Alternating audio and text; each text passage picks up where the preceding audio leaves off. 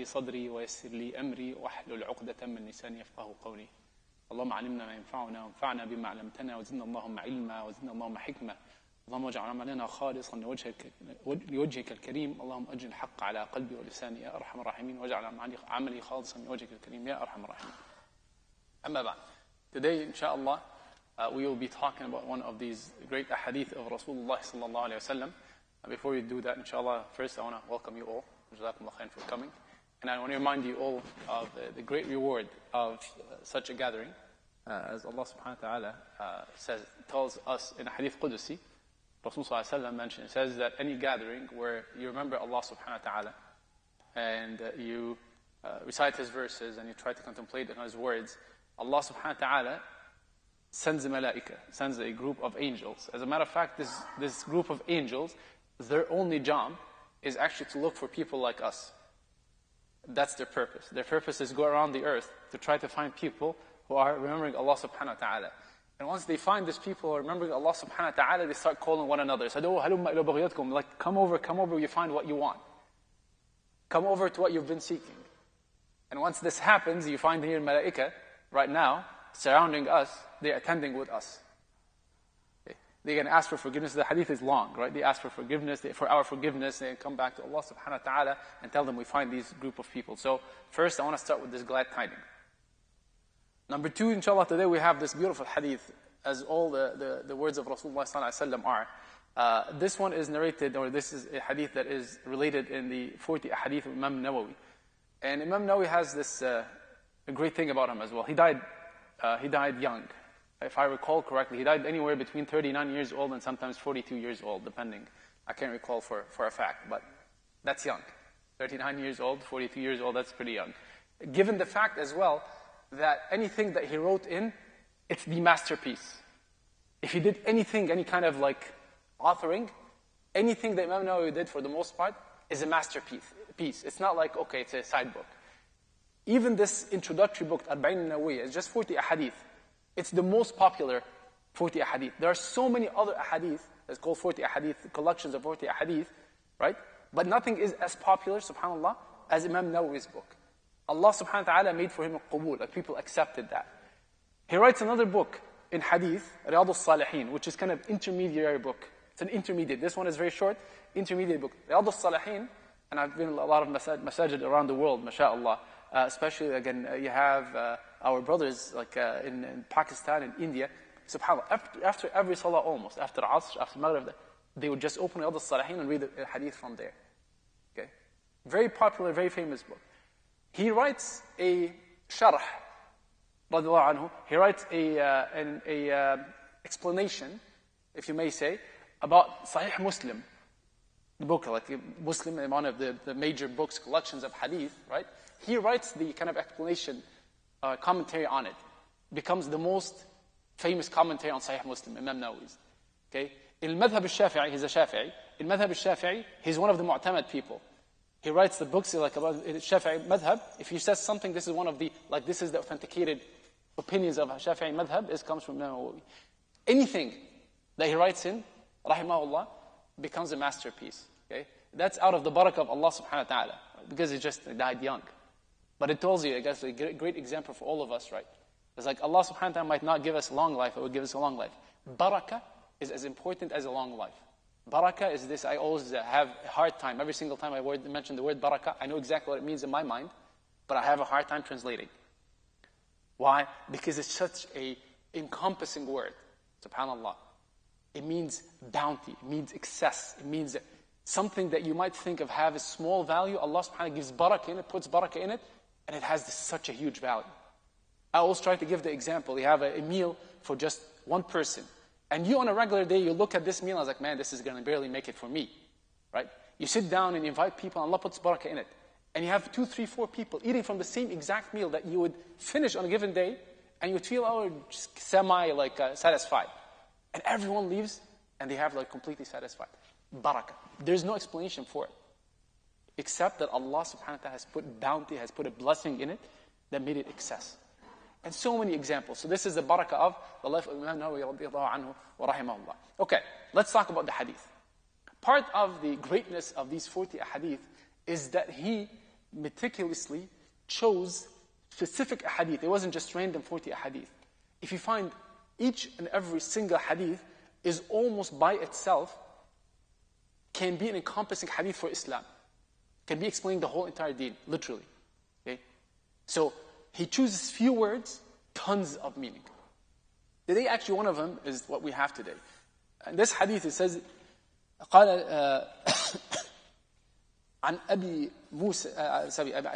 مسعود البدري رضي الله عنه قال, one of the companions is called أبي مسعود البدري رضي الله عنه قال قال رسول الله صلى الله عليه وسلم. And by the way, this word بدري, I know I'm going on a tangent, but it's when you heard usually the word بدري, that means he's one of these people that attended the battle of Badr.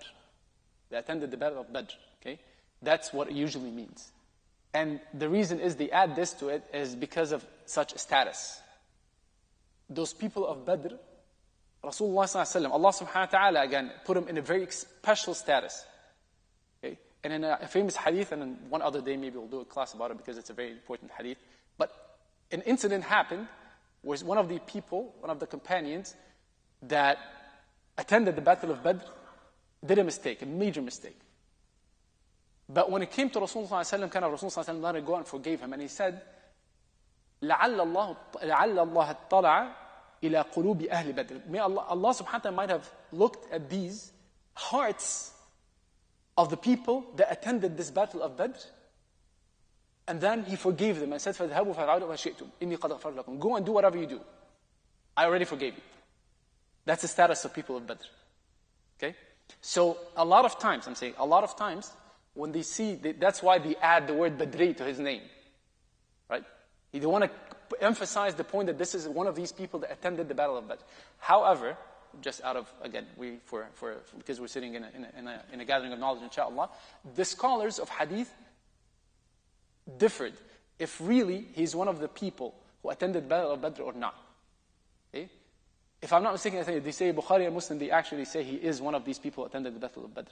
Others said, no, he actually had a house in this area, Badr, and he was residing there, and that's why he gave it. So I'm just giving you, for the sake of again, honesty of knowledge as well, that you know. If you heard it, you would have these two opinions. People say he did attend the battle of Badr. Some others say he did not, but he was actually from this area. That's why he is related to it. Okay, so Abi Mas'ud al-Badri radiallahu anhu قال قال رسول الله صلى الله عليه وسلم إن مما أدرك الناس من كلام النبوة الأولى إذا لم تستحي فاصنع ما شئت. رواه البخاري. The translation can be one of the things that people have learned from the words of the earliest prophecies is, if you have no shame, do what you like. If you have no shame, do what you like. I like this translation. I chose this translation because, again, it passes the meaning, but there's a lot of meaning in it. First of all, the key word here, or the topic that we're talking about, is what we call haya. What does this haya mean? And it can be translated in, go ahead, modesty. It can be translated as modesty. What else? Shyness. It can be translated as shyness, right? So there's different ways of doing it. In this hadith, the translation says what? If you remember, it says what? Shame. Okay? So all of these are true meanings. Modesty is one. Shyness is one. Having shame is one. And as a matter of fact, sometimes we look at shame as a negative thing. It shouldn't be looked at in that sense. Okay? And we'll talk why. Okay, let's start with the word haya itself. What does this word haya mean? We said it in English. Okay? What does it mean? It can be shyness, it can be shame, it can be modesty. Other translations as well. But I will give you one of these the translations of how our scholars did it. To translate this or to explain this, to give it a definition, Ibn Rajab al-Hanbali, by the way, Ibn Rajab al-Hanbali has a great commentary on Arba'in Nawawiyya, but he added actually to it more ahadith. Okay? So Jami' al-Ulum wal-Hikam, it's called. The book is called Jami' al-Ulum wal-Hikam. He added more ahadith. He took the 40 ahadith and added to it. I think he added 10 more or so it's 50 plus. And he has a beautiful commentary on this. Of course, given the fact that this is one of the most famous collections, right? You have tons of commentary on it, including commentary from Imam Nawawi himself. He has a commentary of the hadith, right? So Imam al-Tufi, you have Ibn Daqiq al-Eid, all of these are great scholars, right, that have it. Well, the other one I usually look at, I look at Ibn Rajab's, I look at, of course, Imam Nawawi, I look at Imam al-Tufi, and I look at Ibn Hajar al-Haytami, who was an Egyptian scholar later, Egyptian scholar as well, because the fact that he comes late, he's able to collect other stuff before him as well. Nonetheless, I'm just giving you this as well if you want to go back and look at these. So this is Ibn Hajar, sorry, not Ibn Hajar, Ibn Rajab al-Hanbali. He actually gives this one. He says, انقباض وخشية يجدها الإنسان من نفسه عندما يطلع منه على قبيح. Says, al-haya is this constraint that you feel in your heart, you feel in your chest. And it's a little bit of fear. So I want you to feel it, okay?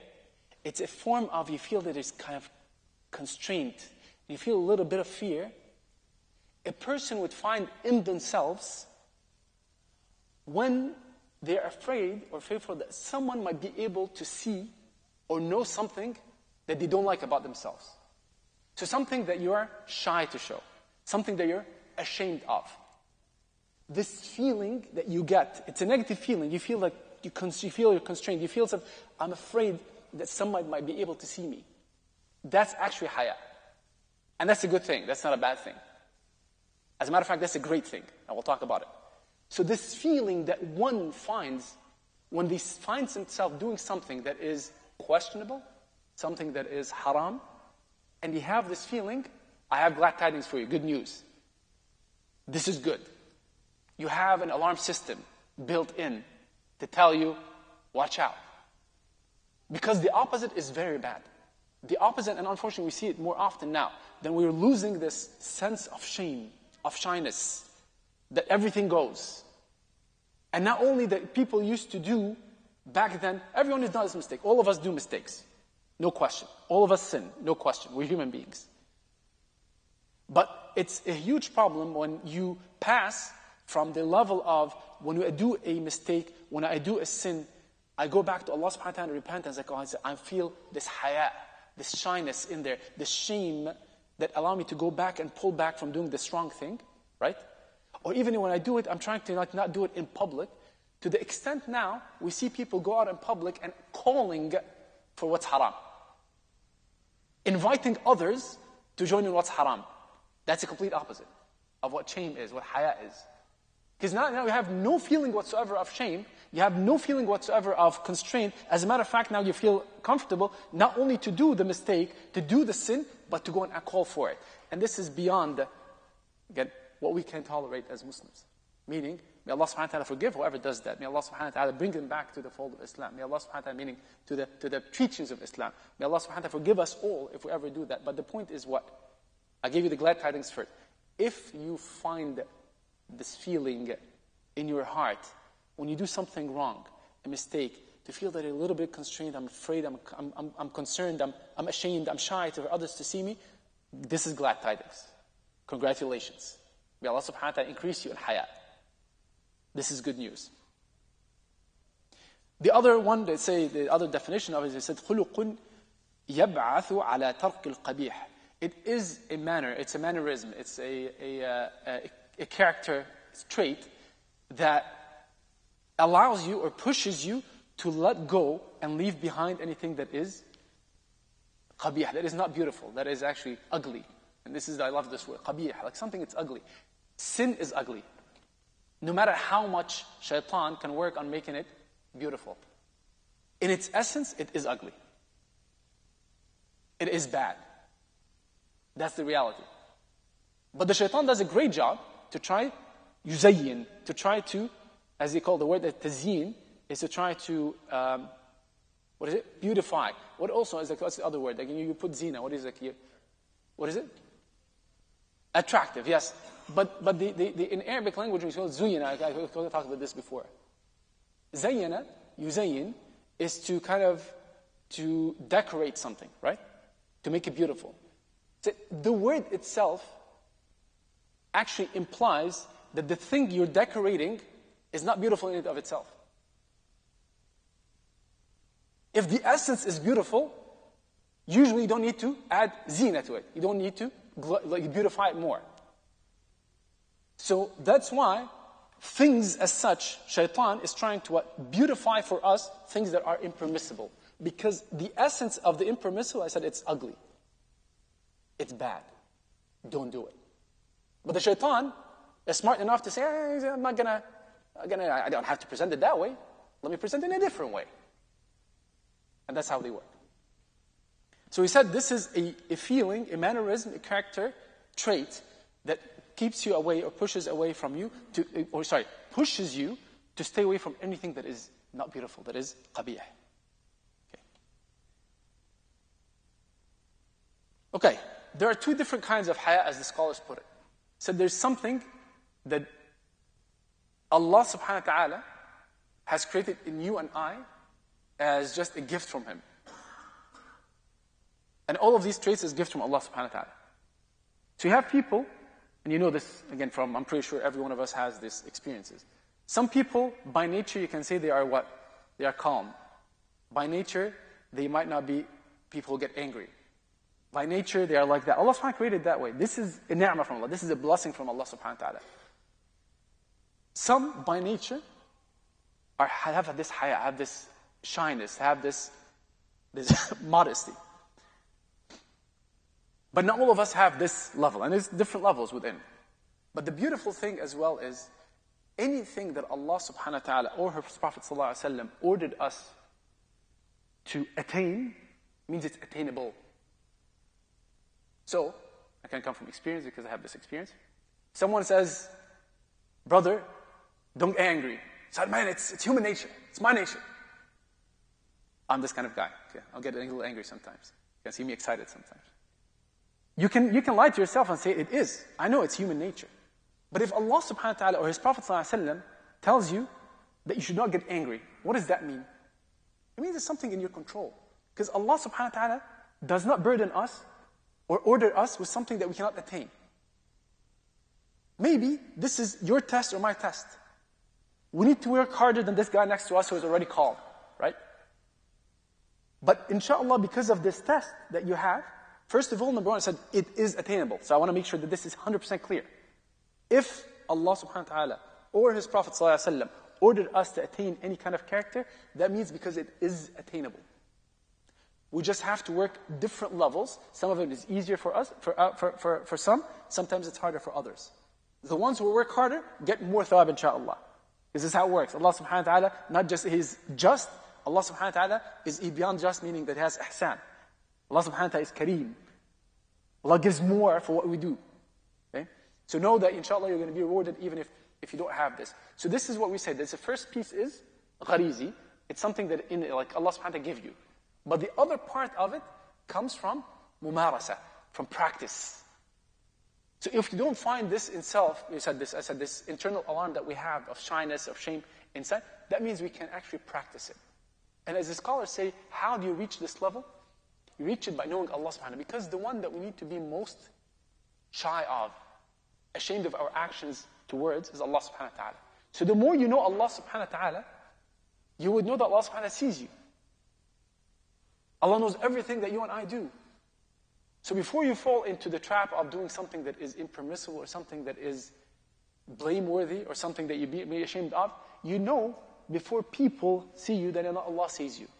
So knowing Allah subhanahu wa ta'ala, remembering Allah subhanahu wa ta'ala can get us to this level of haya. And this is the highest level, right? Because if you see Allah in everything that you do, that's ihsan. That's the highest level of like kind of excellence in our ibadah, in our relationship with Allah subhanahu wa ta'ala. So I wanted to say these are the two different types of, as we call it, of haya. Something inside of us, something that we can attain or achieve as well. We talked now so far about what does it mean, the different types of haya, how to attain it, okay? Now let's actually explain the hadith. Let me repeat this hadith one more time so I see, again, get your opinion as well. To see if you're with me or not. So the hadith, I'll repeat it in Arabic and in English again. إِنَّ مِمَّا أَدْرَكَ النَّاسُ مِنْ كَلَامِ النُّبُوَّةِ الْأُولَى إِذَا لَمْ تَسْتَحِي فَاصْنَعْ مَا شِئْتَ. It says one of the things people have learned from the words of the earliest prophecy is, these are the words, if you have no shame, do what you like. If you have no shame, do what you like. Now it's question time. What does that mean? Go for it.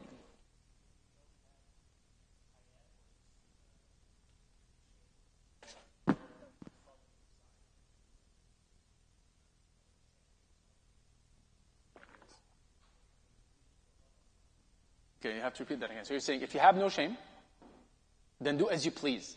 What is that again? This is the okay. You have a follow-up. Okay, if you have no shame, it means you have no boundaries. Therefore, you'll do whatever you wish to, follow your desires. Anything else? I wanted to, the reason I'm doing that is, I remember I started saying, Imam Nawawi, rahimahullah, when he chose these words, he chose things that might look very condensed. It is like few words, but it has a lot of meaning.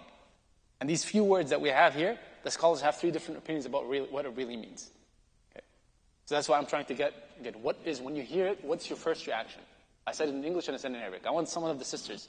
I know you're shy, mashallah has haya, but you can actually contribute as well towards that. I'm not going to call you out, but I can.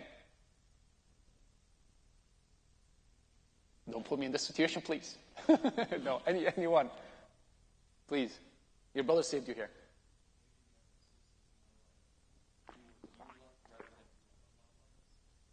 Say again.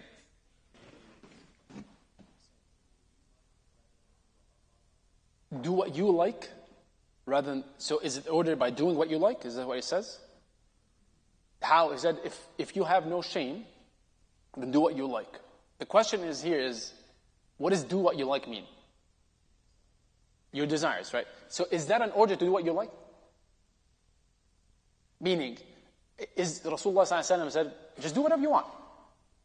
What does it actually mean when I tell you do what you like? What's like? Anyone has kids here?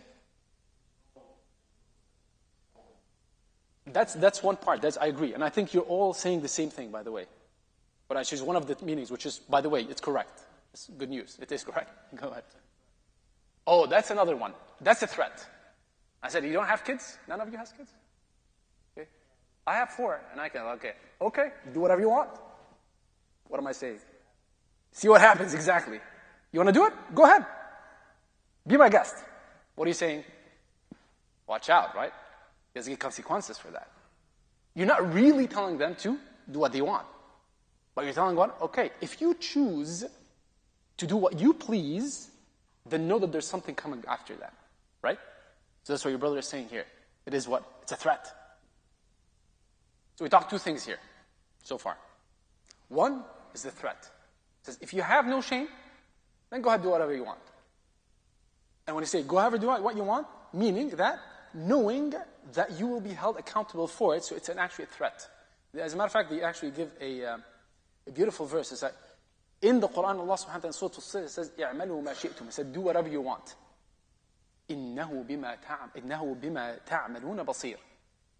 Do whatever you want. Allah is all seeing to whatever you do. Is this an order from Allah subhanahu wa ta'ala to whatever do what we want? No, it's a threat. It says, do whatever you want, but know that Allah sees all that you do. Therefore, you're going to be held accountable. Okay? So that's the first meaning. The second meaning is what I said. It said,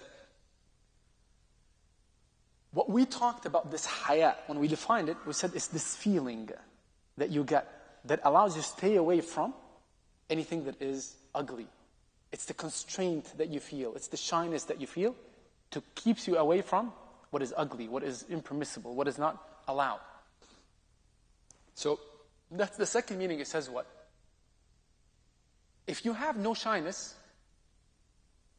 right, then there's nothing is going to stop you. If al mashi, it's actually as they call it. It is they call ikhbar. Ikhbar meaning it's an informational thing. It said, if you're like that, have no shame, therefore, you would be the kind of person who would do whatever you want, because there's nothing going to stop you. Because haya is the constraint in that case. So it's an ikhbar, it's an information from Rasulullah sallallahu alaihi wasallam telling us that the people who do not have haya will end up in this category, will end up doing whatever they want, meaning following their own desires. So that's the second meaning, and I believe that's what we're revolving around here in this side. The last one, okay, which is, it's kind of, it was not intuitive for me. It was not obvious for me. That's why I'm sharing with you. But the last one is actually the literal meaning of this. So I'm gonna repeat it again. If you have no shame, do what you like. That's the literal meaning. And I'll tell you something here, a side note. I'd like to share. Okay, go ahead before I do the side note. Go ahead. Like do what you like versus what you want, or what you like, or فَاصْنَعْ مَا شِئْتَ is do what you, as you wish. Do as you wish. Again, that's more, yes. Okay, What you like. I may just be the same idea. I may just repeat the same thing. Why not? Just go for it. Like do what you like, like what's like appealing to you, like well, what like yeah, say like your desire, what you literally like, but then it's like telling you then you have no shame. If you do that, then you have no shame. You have no shame. Which is a positive thing or a negative thing? Negative. Negative thing. So it's the same, yes, you're within the same realm of what we're saying. Okay. And I said, a side note, I'd like to give you a little bit of, hopefully, inshallah, some beautiful, like inshallah, helpful stuff. Our deen is extremely well established, alhamdulillah rabbil alameen. Whenever someone comes with a new idea, I'm a kind of person who questions it. Says, alhamdulillah rabbil alameen, I woke up, I found myself a Muslim, but we just did not get the risala today. We didn't just get the wahy. Allah subhanahu wa ta'ala did not send it today. It's been 1400 years. Okay? It's been a while. And in this 1400 years, we have such an amazing, amount of scholarly knowledge, contemplation, thinking that has taken place that is just beyond belief. We should be extremely proud as Muslims of our heritage, knowledge heritage. It's just beyond any other civilization in the history of the world. And I can guarantee you that. I know this is not like hyperbole. No, we are really tremendous from a historic perspective. We take the words of Allah subhanahu wa ta'ala and the Prophet sallallahu alaihi wasallam as deen, as our way of life. Okay? So the scholars it's not just haphazard. It's not like we woke up this morning and we're translating this hadith together, right? No. There are actual, what we call usul. There are methodologies that the scholars over time have established to understand the text. This text is coming in Arabic. It's not like an unknown language. They knew exactly what it meant. So in order, generally speaking, okay, they have a rule here like in usul al-fiqh. It says, a command, what does a command mean? If I give a command, usually what does it mean what? Al-amru yufid al-wujub. When I give a command, that means I'm ordering you to do something. It's a must. Like I'm like, al-amru yufid al-wujub. That has to be the case. So how do you get out of this command to feel that you have to do something? It's a must. When you hear a command, that's the first thing that should get. The only way you get it out of this literal meaning or state, it has to be another thing. Maybe the command does not make sense. Not making sense for us. It's not clear. The command is something, obviously, as I told you, it's like nobody, Allah subhanahu wa ta'ala is not going to say, go ahead and do whatever you want. Because there's something qareen, there's an additional piece of information that can be textual or intellectual that says this meaning in it of itself is not what is intended. Okay, I'll pause. Okay, I don't want to make it too complex as well. But I want to make sure that you understand that it's not we're sitting here, you and I, especially me here, and I'm just making this up as I go. This is scholarly talk that's been going on for 1400 years with some specific rules of how to understand the language. We just didn't make it up. So you have to know that and you have to be proud of that because we take our deen serious. It's not any women's desire. Okay, let me think. I have a new idea. Does it follow the Arabic language? Does this idea follow in the rules of the Arabic language? If it does, yeah, sure. So, the reason you have a third opinion because these scholars looked at the literal meaning, because a command means a must. When I command you to do something, the first and foremost intention that comes to our mind is, I have to do it. Sometimes I said, I might be sarcastic, but it has to be something to tell you that I'm sarcastic, right? But if there's nothing, no other indication, a command means an order. Good? So Rasulullah ﷺ says, إِن لَمْ تَسْتَحِي, if you don't have shame, فَافْعَلْ مَا شِئْتَ أو فَاصْنَعْ مَا شِئْتَ. So do whatever you wish. The scholars looked at it and said, okay, we can understand this in its literal meaning. What does it mean? If you have no shame, meaning, if you're doing an action, and this is action that might not bring to you any shame, it's something that is permissible. A lot of times, I'm drinking water right now. I have no shame drinking water because it's something that's permissible, it's something that, Alhamdulillah, I have no shame in it. There's no shame. I'm just drinking water. Because it's permissible. Then the Rasul says, if you're doing something and you don't feel any shame about it, then go ahead and do it. Do whatever you want, as long as there's no shame about it. You see this meaning? But that means we have to have the mechanism, we have to have the prerequisite, which is we have to have shame. We have to understand what is shameful. We have to understand what is applicable, is acceptable. Because if you don't have this mechanism, everything goes. That's why this is one of these ahadith, as I mentioned, this is literally, can be one of these ahadith that summarizes the whole deen, period. Why? Because if I say, if you have no shame, then do whatever you want, or whatever you wish. What are things that fall under the no shame category? Okay, let me just make it simpler. It's mubah, anything that is permissible, anything that is mustahab, that is like something recommended, anything that is fard, wajib, anything that is obligatory. That's all no shame category. Things that have shame, things that might have makruh, something that's disliked, or something that's haram. That's a definition of things that have, so that's the whole deen. Every single action falls under these 5 categories. That's it, period. In a single hadith. In a single hadith. That's what the scholars do. They spend time looking into this and giving us these gems. So that's the third meaning. And I said, for me, it was not intuitive. It was not like, I got it. So that's why I'm sharing it with you. But the reason they went to this extent is if you can understand it in its normal form, then go for it. And that's the way you do it. It's a rule from the Arabic language. Okay, now we talked about the 3 different meanings. Okay. Now, let's jump into a couple of, excuse me. Of course, this hadith in itself, as I said, when we talk about a couple of its meanings, but we said that this haya is a great trait, characteristic manner that we all should be striving to attain and improve on and increase on. In multiple other hadith that talks about like this beauty, this value of al-haya.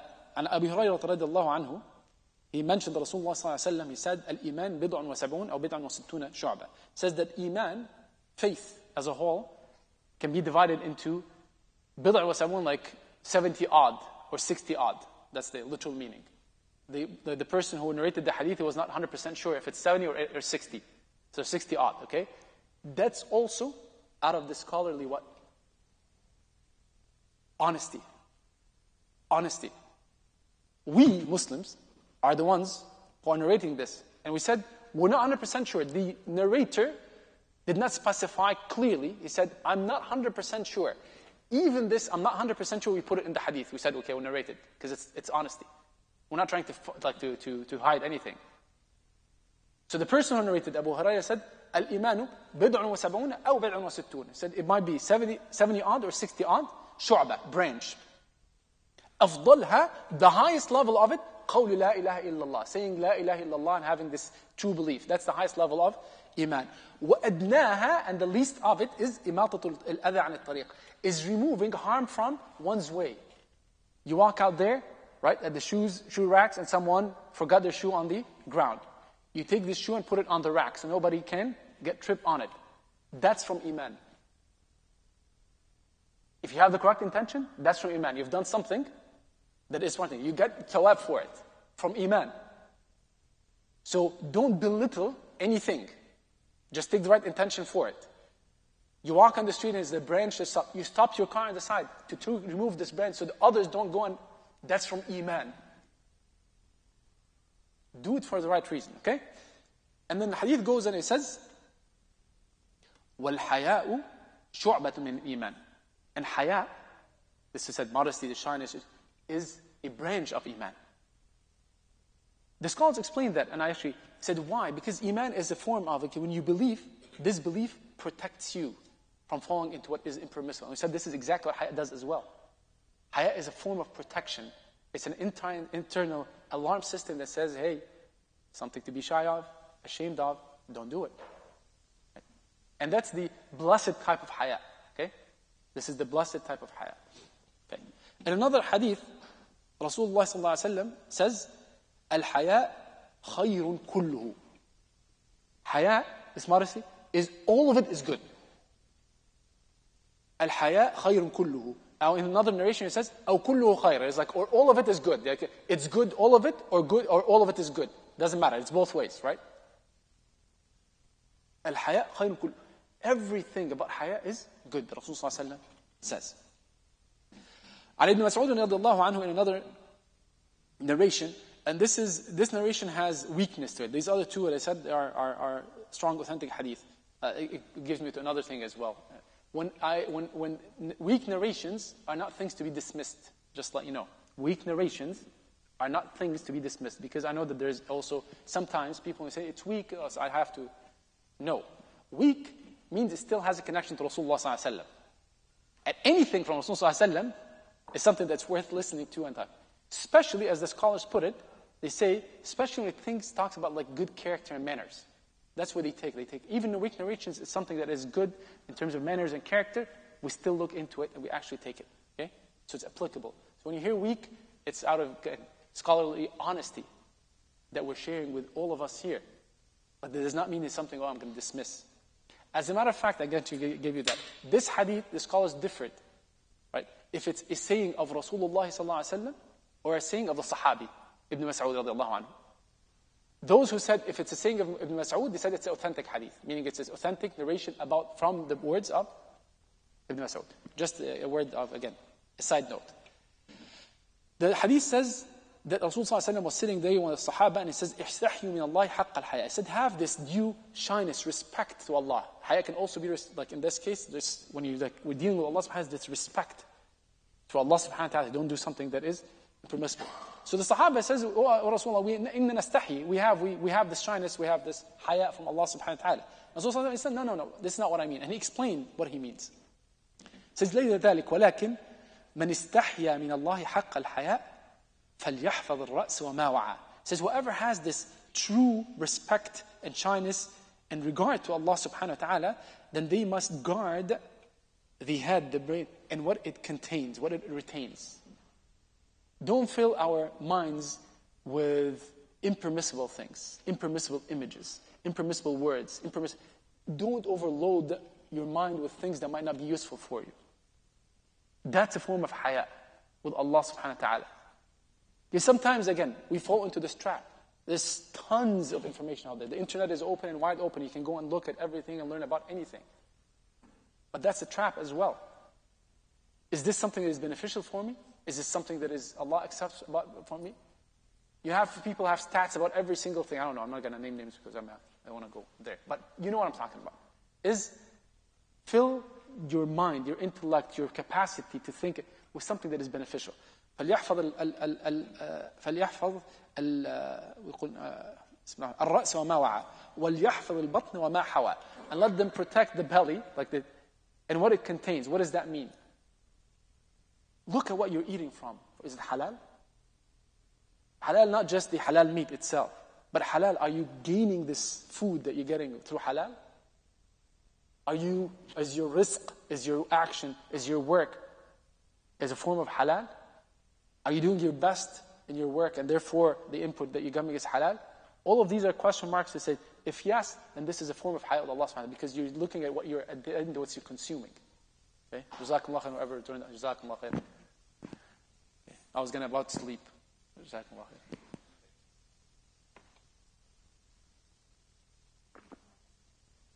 وَلْيَذْكُرُ الْمَوْتِ وَالْبِلَى. And let them, those who have haya with Allah subhanahu wa ta'ala, let them remember death. And the bila means actually is the decay, like when you go, like al-bala, like it can be both actually. The scholars have two translations for this. Al-bala meaning let them remember the calamities, let them remember the tests of this life and the world. Or al-bila, and I think this is, for me, it's more accurate, Allah alam, is like decay. Like all of us at the end, what is our end? Is we die and we're completely gone. You're completely gone. That's bila. Right? Unheard of. 1,000 years from now, unless you're a great person, nobody's going to hear about us unless we do something that is tremendous. But know that Allah knows all of it. It doesn't matter what people think or do not know. If people do not know your name, it doesn't matter. Allah knows. But remember that, because when you know that you're going to come to this point, And you know it doesn't matter what people think or what people say, but Allah knows that's a form of haya with Allah subhanahu wa ta'ala. Okay, and I'm not going to go, but this is, he said, and the hadith goes on and it says, and this is all the form of having true haya with Allah subhanahu wa ta'ala. Excuse me. What time is Maghrib? 10? 8:10? Brother Abdurrab is inside. I think he comes at least 30 minutes before, mashallah. So we have less than 30 minutes now. قال أسمعي رحمه الله. Asma'i is one of the tabi'in.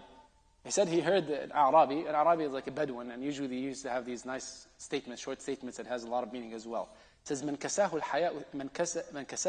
الحياء ثوبه لم يرى الناس عيبه. It says, whoever have let the haya put their garment on him. He's doing a similar saying, as if the haya is a garment.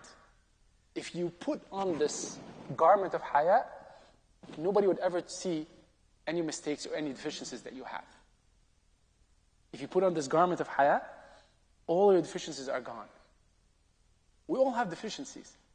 But because you have this mechanism not to fall into what is shameful, as if you have no mistakes. Do you see this connection? Because you have a mechanism that says, don't do it. That's something you don't want others to see. You don't want Allah to see it.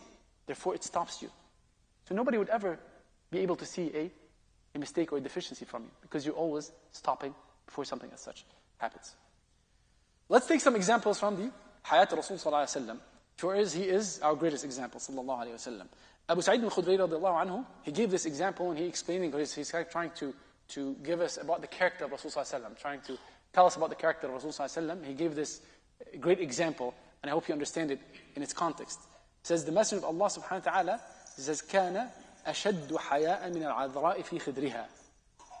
Said Rasul sallallahu alayhi wa sallam is more shy than an unmarried virgin woman in her place of living. Back then, the Arabian like culture, right? A woman as such, a young woman, would stay always in his khidr, like place of protection, her own house, her own tent, or whatever it is, but it's extremely protected. And this level of shyness. And he said Rasul sallallahu alayhi wa sallam was ashad haya. He has this more shyness than this. You see, understanding in the context, you understand how level of haya Rasul, what the high level of Rasul sallallahu alayhi wa sallam has. Among the examples, there's beautiful examples as well of the haya of Rasulullah sallallahu alayhi wa sallam. In the famous narration or hadith about Isra wal Mi'raj. And I'm not going to narrate it all because it's a long one. But you know that Allah subhanahu wa ta'ala ordered or invited Rasulullah sallallahu alayhi wa sallam in this great journey, where Rasulullah sallallahu alayhi wa sallam went and got the command of salah directly from Allah subhanahu wa ta'ala. The narration says in the beginning, Rasulullah sallallahu alayhi wa sallam, when he went to Allah subhanahu wa ta'ala, Allah subhanahu wa ta'ala gave him the command for us to pray 50 daily prayers. 50. We're struggling with 5, huh? Some of us are struggling with 5? 50. On his way down, meaning going, he meets Musa alayhi salam in one of the skies, and Musa alayhi salam said, what did your Lord order you? He says, your Lord ordered me with 50 salat. He's like, no. I know people. I've been with them. It's hard.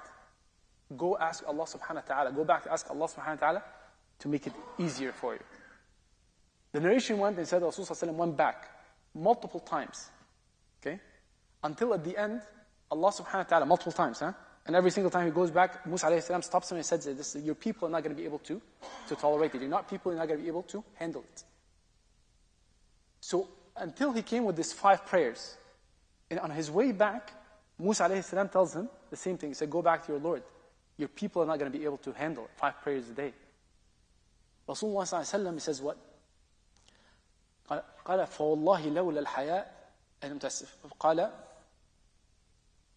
استحييت من ربي. He says, I had this haya to go back and ask. I had the feeling of this kind of shyness, shame to go back and ask for Allah subhanahu wa ta'ala for more. Allah's giving me more than I wanted. He said, استحييت من ربي. I had this haya from Allah subhanahu wa ta'ala to go and ask him for more. And by the way, we all know from the hadith as well that you have 5 daily prayers, but the reward is 50 still. Allah make it easy, but does not discount the reward. He says, okay, 5, but I'll give you the 50 still. Subhanahu wa ta'ala. So that's another form of Rasul sallallahu alayhi wa sallam and his actions again, his haya. Another one, last, I'll end with this for the Hayat Rasul. I'm not going to end with this. I'm going to get the 10 minutes before Maghrib, inshallah. But the Rasulullah sallallahu in another famous narration as well, that when he got married to Sayyidah Zainab bint Jahsh, one of his wives, he invited companions, people to his house. Like a walima, like again, inviting people to come and like have food and can celebrate this great occasion. But for some reason, there's 3 companions that stayed behind.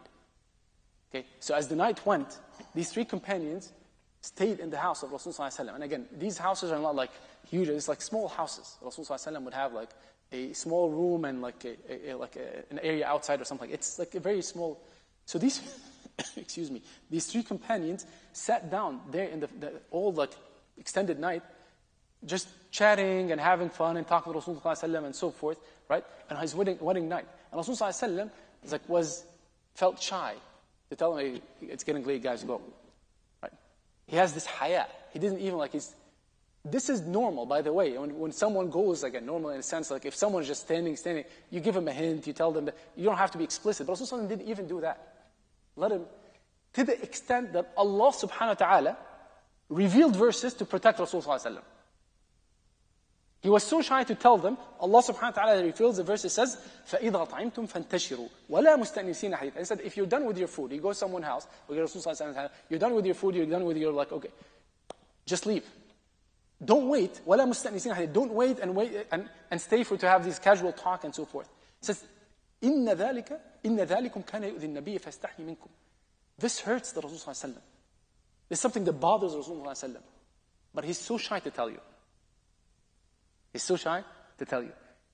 إِنَّ ذَلِكُمْ كَانَ يُؤْذِي النَّبِيِّ فَيَسْتَحْيِ مِنْكُمْ. But he's so shy to tell you. وَاللَّهُ لَا يَسْتَحْيِ مِنَ الْحَقِّ. But Allah subhanahu wa ta'ala is not shy from telling you the truth. Okay? So let go, basically. Allah subhanahu wa ta'ala, because of the shyness of Rasul, the haya of Rasul sallallahu alaihi wasallam comes and protects him. That's the level of haya Rasul sallallahu alaihi wasallam has. This is Al-Ahzab 53. Now let's go to the last piece of this, inshallah. We give examples from the life of the Prophet sallallahu alaihi wasallam. Let's get the example of the life of the companions of Ridwanullah alayhi. Okay. One of these, also very known narrations, it's the narration about Abu Sufyan radiallahu anhu. Abu Sufyan, in this narration, was actually still not a Muslim. He was not a Muslim when he gave this narration. But it shows you even that the Arabs before, they had this khuluq of haya. They had this character of haya. Again, I'm not going to give you the whole narration. It's a beautiful story if you can go and read about it as well. But this is the incident where there is a group of people from Quraysh. They were in Sham, in Syria or this area, where the Caesar was, of the Roman Empire, or the Byzantine Empire was there. And he heard about this prophet, this man that calls for, it talks about prophecy and that he started claiming to be a prophet. So he asked around, and his people said, find me any person, any group of people that know about this, that come from this area, basically. They went in the marketplace and they found there was Abu Sufyan and others from Quraysh, so they invited them in. And then he sat there. This is Caesar sitting, and he gets Abu Sufyan radiallahu anhu. At this point, he said, was not a Muslim. He stands him in front of him, and he says, all of your friends, let them stand behind you. So if this brother here is Abu Sufyan, everyone behind him is his companions, other companions. And he said, I'm going to be asking you questions about this man that claims to be a prophet.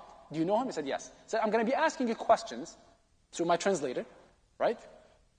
And if you lie to me, I want you guys in the back to show me. Give me a sign that he's lying, right? So he's in front of him, he doesn't know what his companions are saying, right? Abu Sufyan says what?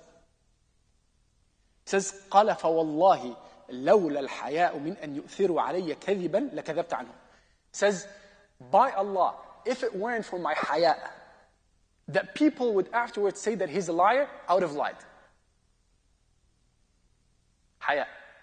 Even for someone who's not a Muslim. Haya protects him from what? From lying. Because he said he doesn't want people, he doesn't feel ashamed walking amongst his people thinking that he's a liar. Even before Islam. That's a form of, so this is one of these stories. Rasulullah sallallahu alaihi wasallam, one of the people, I don't have enough, again, time to talk about this a lot, but Uthman ibn Affan radiallahu anhu, the great companion, was also known to be amongst the most, so each one of the companions, a lot of times they have this great trait. The great trait of Uthman, other than all of these other great traits about his karam, about his generosity, about his, everything else about it great. But one of the very known things about Uthman ibn Affan radiallahu anhu, that he was known to be a person of hayy. To the extent Rasulullah sallallahu alaihi wasallam, he says, "Inna Uthman rajul hayy." Uthman is certainly a person of haya. In a very beautiful narration, Rasulullah sallallahu alaihi wasallam was sitting at home. And he was staying at home in the house of Aisha radiallahu anha. And while staying at home, he was literally, again, in his home, so he's feeling comfortable. So he's sitting down, they say maybe on his bed or something like that, just like laying down. And while he was laying down, as the narration says, there are multiple narrations about this, but the narration that we have here is from Bukhari, by the way.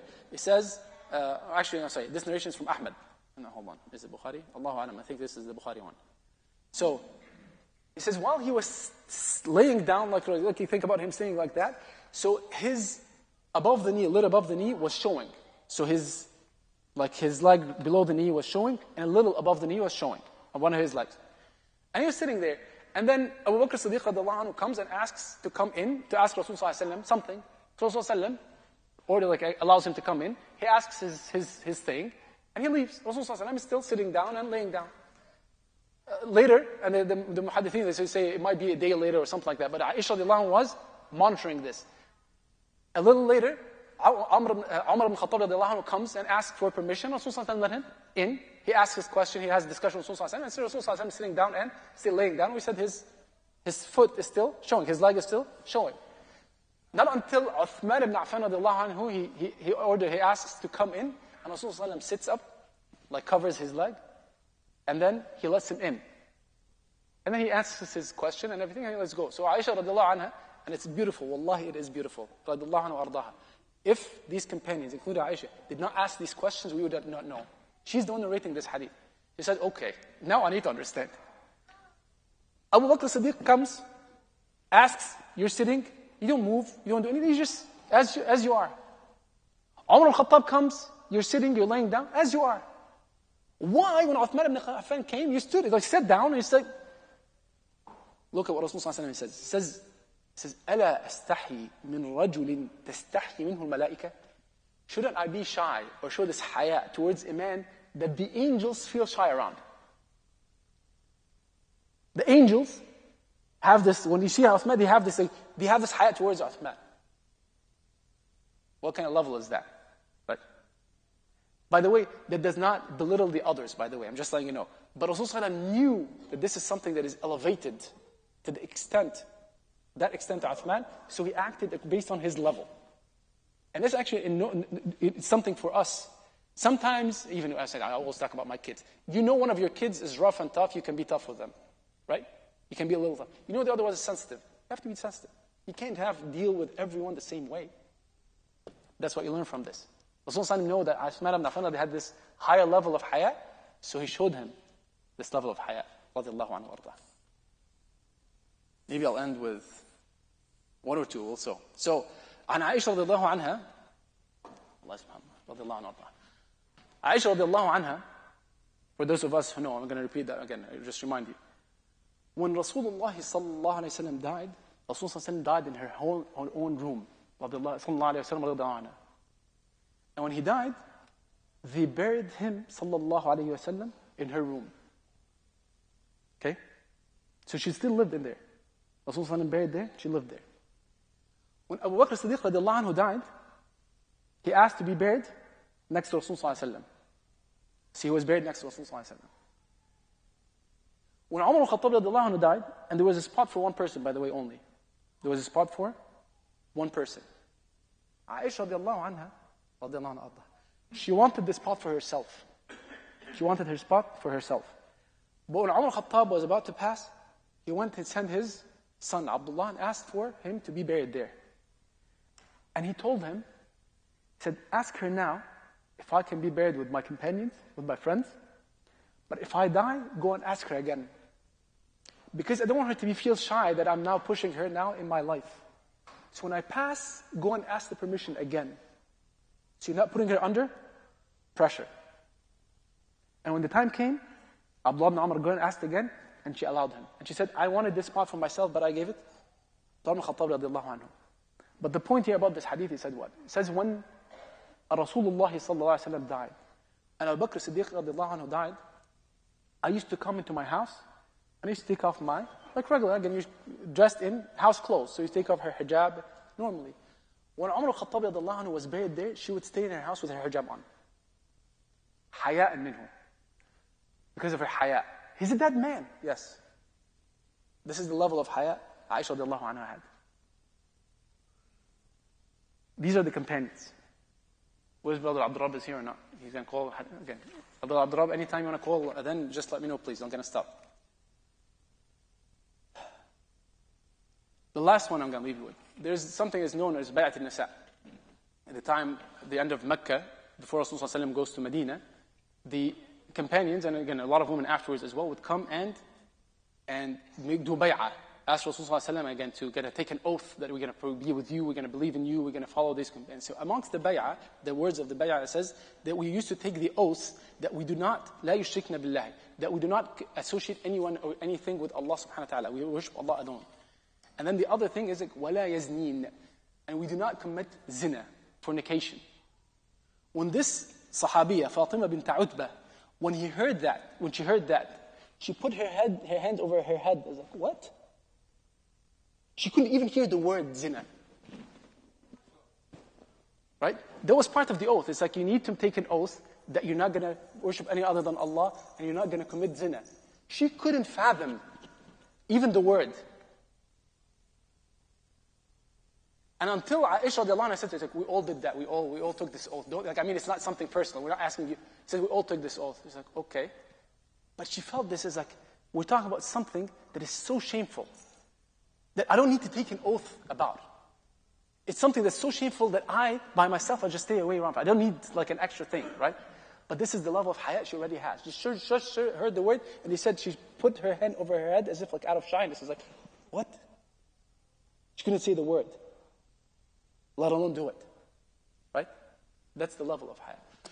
May Allah subhanahu wa ta'ala makes us among those who follow in the footsteps of the companions of Rasulullah sallallahu alaihi wasallam, follow in the footsteps of their teacher, Rasulullah sallallahu alaihi wasallam, follow the commandments of Allah subhanahu wa ta'ala. May Allah subhanahu wa ta'ala makes us among those who fill our heart with this haya. It's a beautiful trait. May Allah subhanahu wa ta'ala increase us in haya and make us this beautiful haya in our heart that we follow in this teaching as it's a constraint, as it's a protection for all of us. May Allah subhanahu wa ta'ala makes us among those who hear and listen to this and follow the best of it. May Allah subhanahu wa ta'ala makes us among those who are followers of the Prophet ﷺ on the Day of Judgment, that when we meet him, he's pleased with us. And may Allah subhanahu wa ta'ala make us among those who live or be with Rasulullah ﷺ, companion of Rasulullah ﷺ in Jannah. أقول قولي هذا وأستغفر الله لي ولكم فاستغفروه إنه الغفور الرحيم وآخر دعوانا الحمد لله رب العالمين. جزاكم الله خير.